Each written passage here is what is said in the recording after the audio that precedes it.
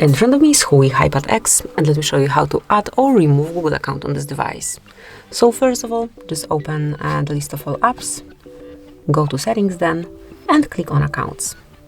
Now tap on plus and pick Google. Obviously you need to be connected to your Wi-Fi because otherwise you will not be able to log in with your Google account. And now just provide your email address.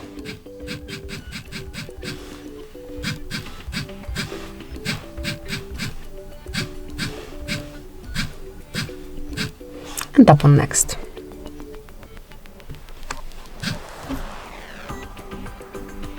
Now it's time to enter the password, so let me do it off the screen. And as only the password is entered, let me just place it here.